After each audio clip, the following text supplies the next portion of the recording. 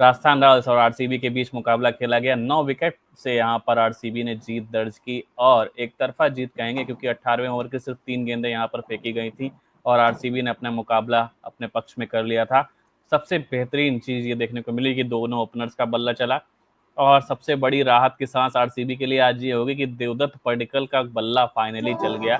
भले ही 28 गेंदों में 40 रन बनाए, स्ट्राइक रेट उतना बेहतरीन नहीं था लेकिन उसकी नीड भी नहीं थी। आज देवदत्त पडिक्कल का बल्ला चलना कितना बड़ा कह सकते हैं डिसीजन रहा, ये कह सकते हैं कितना फायदेमंद रहा आरसीबी के लिए। और आरसीबी की इस जीत के बारे में क्या कहेंगे और राजस्थान रॉयल्स के लिए कहाँ पर कमियां रहेगी कि उन्होंने ये मुकाबला लूज किया, क्योंकि स्कोर देखा जाए तो बहुत कम नहीं था, 175 रन टांगे थे लेकिन बॉलिंग यूनिट पूरी तरीके से कमजोर नजर आई। सबसे बड़ा फायदा जो आरसीबी को आज हुआ है इस जीत का, चाहे देवदत्त पडिक्कल चले हों, चाहे दोनों ओपनर्स चले हों, फिल सॉल्ट, विराट कोहली ने बड़ी ही शानदार पारियां खेली, लेकिन हाँ, इसका फायदा आरसीबी को हुआ है पॉइंट्स टेबल पे। कल तक शायद वो चौथे या पांचवें नंबर पर थे इस मैच से पहले, अब वो इस मैच के बाद तीसरे नंबर पे आ गए हैं 8 पॉइंट्स के साथ और उनका नेट रन रेट भी प्लस में है।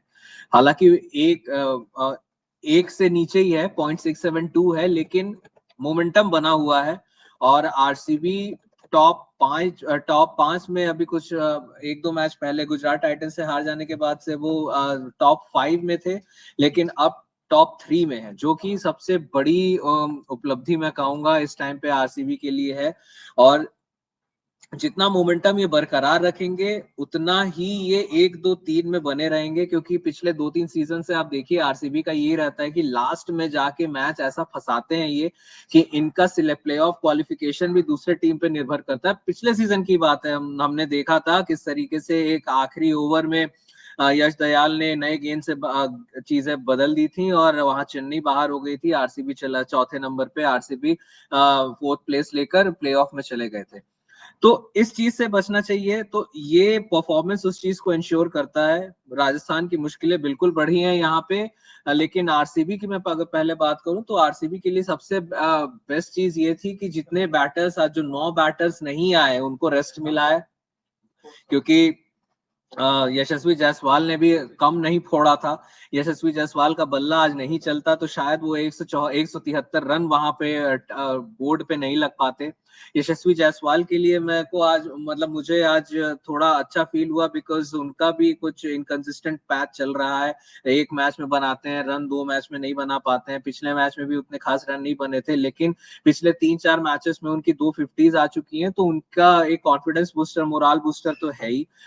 यहाँ मैं मायूस हूँ थोड़ा संजू सैमसन से, बिकॉज कप्तानी में वापस आने के बाद, इनफैक्ट कप्तानी जो शुरू के 4 मैचेस में उन्होंने कप्तानी नहीं की थी, वहां पे उनका बल्ला कुछ खास चला नहीं था।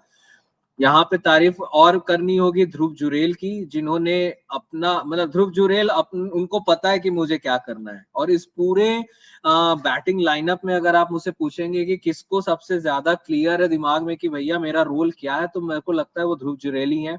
मिडिल ऑर्डर में आते हैं, अपना रन बनाते हैं, टीम हारे जीते लेकिन हारती भी है तो जितने कम डिफरेंस को वो कम करके जाते हैं, जीतती भी है अगर टीम, तो वो उसमें एक मेजर कंट्रीब्यूशन करते हैं, चाहे बल्ले से हो चाहे विकेट की पीछे से हो। तो ध्रुव जुरेल यहाँ पे अपना रोल बखूबी प्ले कर रहे हैं। रियान पराग को 3 नंबर पे खेलते हुए मुझे नहीं समझ में आ रहा कि ये चेंजेस क्यों कर रहा है। नीतीश राणा को कभी आप नंबर 3 पे खिलाते हैं, कभी उनको नंबर 4 पे खिला देते हैं, आज वो नंबर 6 पर आए थे।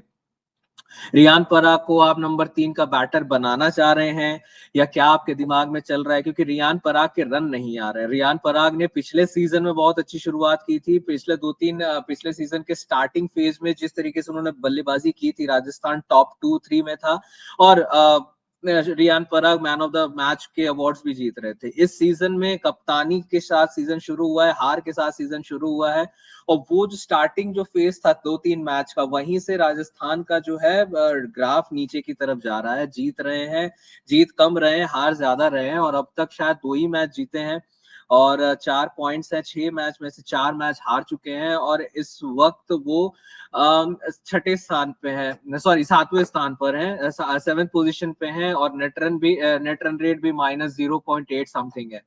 और इससे भी बड़ी चीज अगर आप मुझसे पूछेंगे कि कहाँ कमी रह गई राजस्थान रॉयल्स के लिए, वो थी पिच। ठीक है, हम होम एडवांटेज की बातें किए जा रहे हैं कई दिनों से। सबसे पहले अजिंक्य रहाणे ने इस बारे में बात की, उसके बाद दिनेश कार्तिक ने इस बारे में बात की। आज दिल्ली कैपिटल्स का पहला मैच दिल्ली में खेला जा रहा है, वहां पे देखते हैं कि कैसा मैच होगा, वहां पे होम टीम को होम एडवांटेज मिलता है कि नहीं।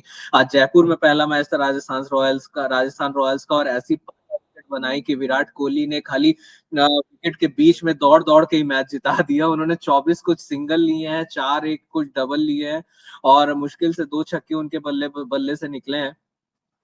तो आप ये देखिए, और फिल सॉल्ट को पता था कि पिच कैसी होने वाली है, मैं कैसा खेलने वाला हूं, और उन्होंने शुरुआत से ही मतलब अपने आप को रोका नहीं, अपने आप को थामा नहीं, और बिल्कुल जो ऑल गन्स ब्लेजिंग जिसको कहते हैं, फायरिंग ऑन ऑल सिलेंडर्स, वही हुआ। फिल सॉल्ट अगर टिक जाते थोड़ी देर, तो जो 18वें ओवर तक मैच खिंचा है, मुझे लगता है वो 13वें-14वें ओवर तक ही मैच निपट जाता। RCB should have sealed the game, और वहां पे वो शायद और मतलब पॉइंट्स टेबल में वो और जंप कर सकते थे। आई थिंक दूसरे स्थान पर भी जाने का उनके पास चांस था अगर फिल सॉल्ट टिक जाते तो।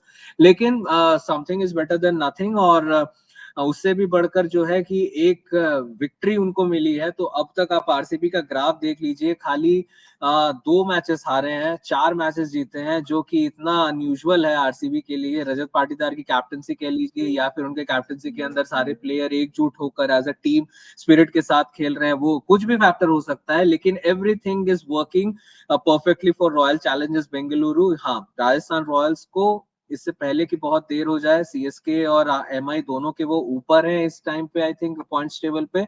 जी हाँ, सीएसके, एमआई, एसआरएच तीनों टीम्स के ऊपर हैं।